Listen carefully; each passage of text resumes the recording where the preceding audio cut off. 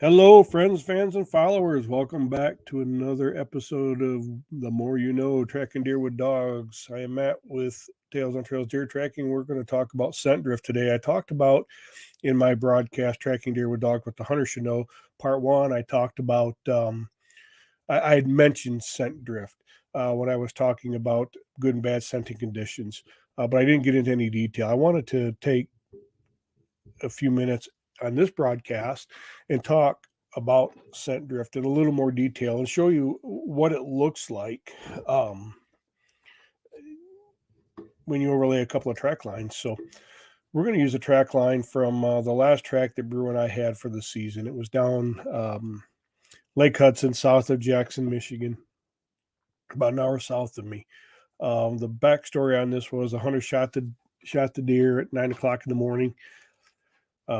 Saw blood pouring out of the deer, and there was the line that the picture he showed me was there was a lot of blood, and when I got there, I could see it, a lot of good trackable blood. But the deer walked off, so that was the first indication that there was a problem. But nonetheless, so the hunter looked for his deer, couldn't find it.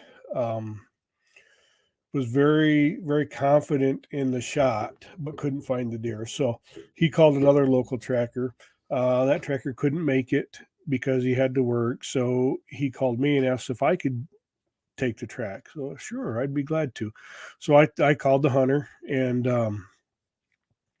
got the situation as he explained it. And we didn't talk much about deer. We talked a lot about what the hunter saw. When I got down there and met the hunter, I looked at the arrow and it was loaded with gut. I'm like, oh no, shoot. We are too early for a gut shot. But based on the other evidence, I think maybe we're okay because maybe we have more than gut. So let's try it. The hunter was very confident. So we took up the track and started off very well, but then it got weird. After about an hour, we called the track when we found a fairly substantial chunk of gut in the top of a briar bush, about 4 foot off the ground, and a little spot of blood on the ground. We're like, oh, okay. And we had a couple of wild goose chases. We called the track at that point. And then I went back the next morning and we did recover the deer. And obviously I run my Onyx at both times. And when I looked at these track lines together, it was very evident what had happened here. And I want to take this time to kind of walk through it. Now, we're going to look at this track line again in another broadcast when I talk about. We're going to use this as an example of how grid searching can impact a dog. This track wasn't grid search technically, but the hunter did look a little bit and crossed the deer's path. And I'll show you what that caused when we tracked it the first time, because that's another good example. But let me just bring this track line on here, and I'll show you. Maximize the screen so you can see it over here. So what you see here is the yellow line is our original track line. This was a stone cold track. The dog was tracking exactly like you want to see a tracking dog track. And we had blood early on in the track. Back in here is where the visual confirmation of the great blood was. Bahroo locked on and was tracking like a machine. And we tracked right past this all the way up to 450 yards down the line here, which down the bottom of the screen is east. So that's the first track line. The red arrows indicate the wind direction. You see that we had about a 7 to 10 mile an hour, pretty steady breeze. It says out of the south, but it really, really was out of the southeast. That's really the way the wind was blowing. And so the left of your screen is south. The right of your screen is north. Top of your screen is west, bottom of your screen is east, just for orientation purposes here. But so when Bahroo and I went back the next day, We walked way down here to the south side of the track line, and then we cut into the woods here and started heading um, east or excuse me, heading north and to the track line. So when we got to the shot site, you know, I gave her the command, find it, and she started working, and she was acting much differently than she was the day before. Obviously, the day before, it's fresher scent. She was on it like a beast, and off we went. There was just everything perfect about the way she was tracking there. Um, the second day, it was much different. Now, it's not uncommon for a dog to track differently the second day because the scent is older. It's not as fresh. It's aged more. So the dogs commonly will track a little more intentionally, a little more deliberate, a little slower when you go back the second time, which which is fine. I like that because when you got a fresh line and a year and a half old bloodhound, they get very ambitious and like to track on their terms. But um, but this wasn't that. She wasn't tracking different in the terms of more deliberate and slower. It was just a little more disjointed, I guess. I'm not sure. She kept on wanting to push north of the line a little bit. I'm like, well, okay. The hunter didn't join us the next morning. He had some business to handle in the morning. So Brew and I went down there. It was just her and I. So, I'm like, okay, well, I'm just going to let her do her thing. Although I'm confused as to why she's doing what she's doing, why she's behaving the way she is. And frankly, a little frustrated, but I'm letting her do her thing. And when we started on this line, I knew we had a line that looked like this the night before. I just wasn't sure where it was. You can see it was right here. So again, like, okay, I'm going to let her go because she's generally advancing in the right direction. Just the means by which she's advancing was just strange. But I'm letting her go because she's going the right direction. So she started this little loop right here. And then she really started this northward push. I'm like, what in the world is going on here? I know the deer didn't go this way. I know the deer was not this way. The deer was over here. But I'm like, well, okay, let's just work it out, baby girl. What are you doing? Because again, she's generally advancing in the right direction, which is east here. And so I'm letting her go. Now we broke out of the woods here. So this Lake Hudson State Game Area, this non-wooded area is all 5-foot tall grass, 4 or 5 foot tall grass, giant grass fields. And what you see here, along the yellow line, it's not shown well, but you can kind of see this darker green line right here.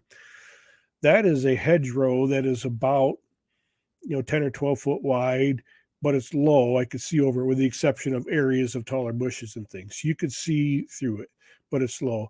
And on either side of that hedgerow, the state had brush hogged a path or brush hogged in any way, so you could walk along there. So there was a mowed area on either side of that hedgerow.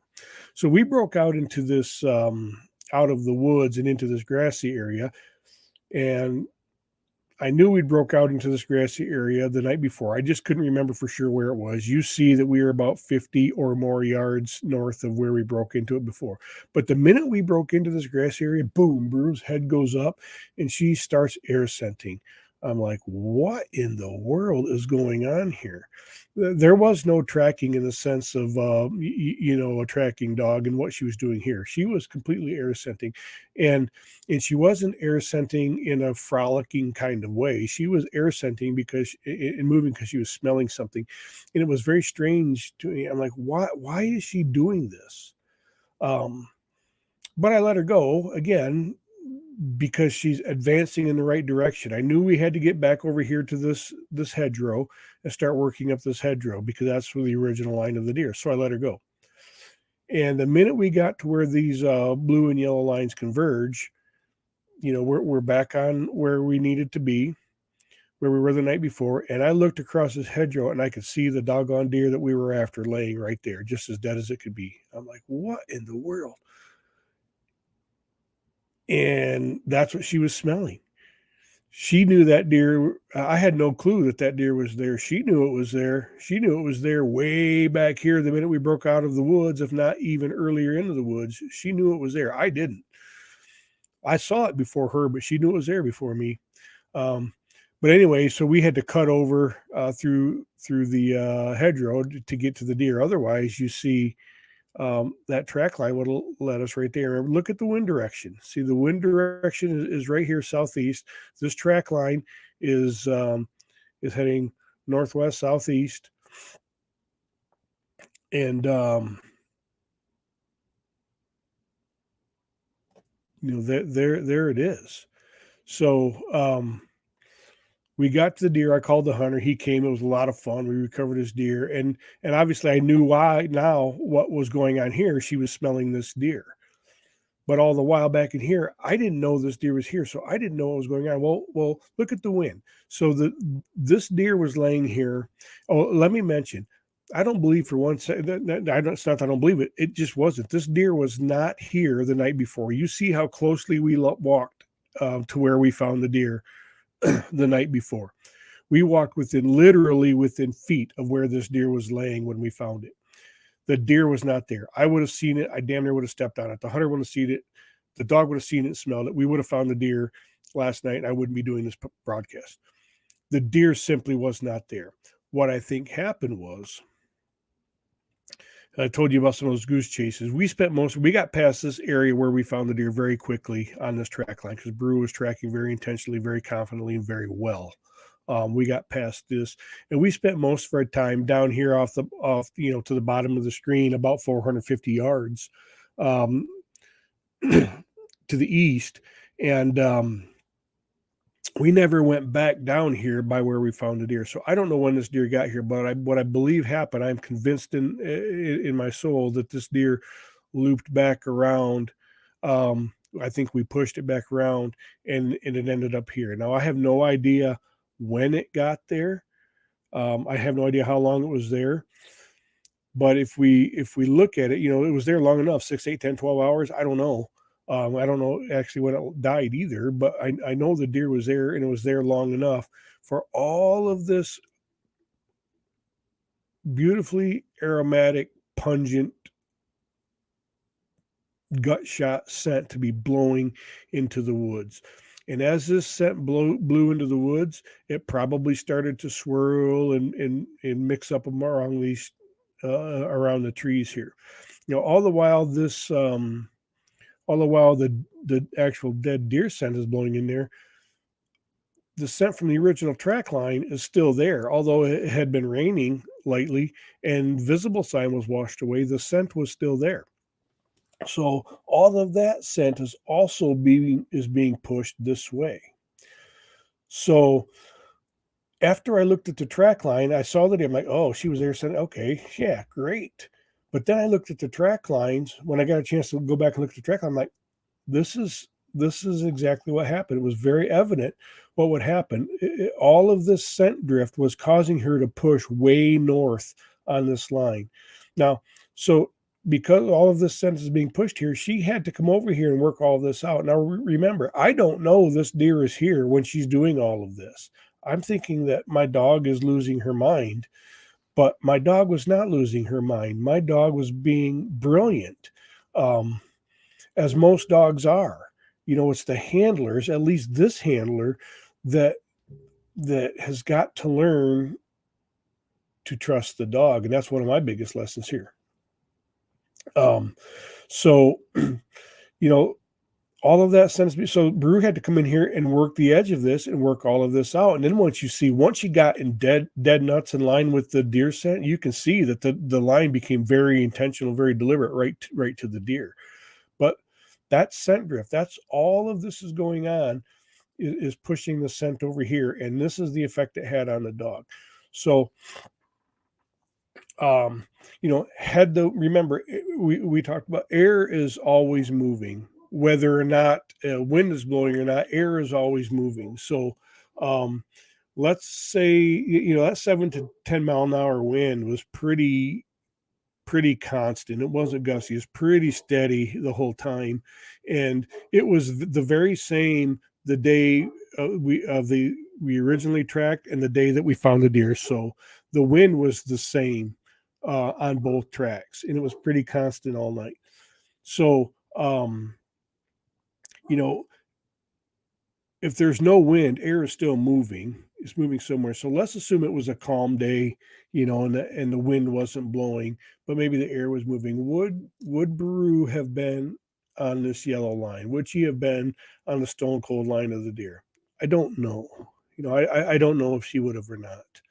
Um, but with any kind of a air moving or light breeze, I suspect she probably would have been downwind of it a little bit, particularly with the actual deer blowing all of that super abundant scent into the woods.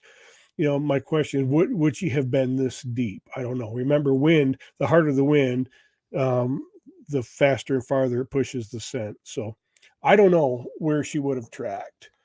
Had it not been the steady breeze, I suspect she would have been closer to the yellow line, but I still think she would have been downwind of it. That's just a guess, because we don't really know for sure. But that's it, guys.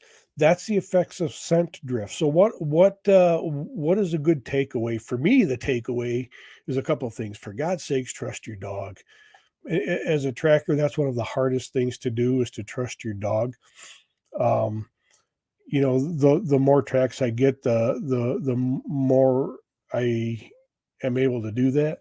Excuse me. But boy, trusting your dog, especially when there's no visual confirmation. We had blood early in the track and then nothing for that 450 to 500 yards to the gut bush, we call it, was our next sign. But when there's no sign, it is so hard to trust your dog. You got to trust your dog. So that's my takeaway. And I have many examples of that throughout the 42 tracks, which is, in the grand scheme of things, not many at all. It's a good number for a first year tracker, but in the grand scheme of things, that's not many tracks. But I learned a lot in those 42 tracks, and trusting your dog is one of them. So that's mine. Hunter, what could you take away here? If you get in a situation where you need a dog, and you say that your deer went that way, but the dog is tracking this way a little bit, don't be alarmed. Okay. Let the dog work it out. I mean, obviously tell your hunter, hey, my deer went that way. Hunter go, okay, good. Or tell your tracker that the deer went that way, but check the wind and see if that dog is tracking a little bit downwind of the way you said the deer went. So just be patient and let the dog work, because your result could be very similar to what we have here. Um, but that's what I'd say the takeaway. If you're an experienced tracker, there's nothing for you here, and frankly, that's not the intent of the broadcast and the things that I do. My intent is to have a lot of fun with this because I like doing it. My intent is for me to learn some stuff, because it forces me to go back and look at tracks and research information and learn. Um, but it's also to help share information with hunters um, that might set up the best case scenario should you need help from a tracker. Um, so that's I would say the takeaway here. If you are an experienced tracker and I have said something here that could use some clarification, by all means, please comment. Please comment, because I want to present accurate information. So I would ask that you to comment if you're a hunter or just general enthusiast and have a question, ask. I'll do my best to answer or find the answer from an experienced person, or if you're a tracker and you want to share some information that supports scent drift, please, I welcome any and all comments and feedback, because I want to do this well and I want to provide good information. So guys, feel free to share this. Hopefully there's something valuable you got from it. Feel free to share it, tell your friends about it. Feel free to subscribe to Tales on Trails deer tracking on YouTube, and feel free to follow the tracking page, Tales on Trail on deer tracking on Facebook. I'm going to do these and more of these, and be watching for the effects of grid searching using this complete track line as an example. That'll be a fun one too. So I'll do that here shortly. So guys, any questions, hit me up, share, subscribe, and till next time, guys, more the good, less the bad. Talk to you then.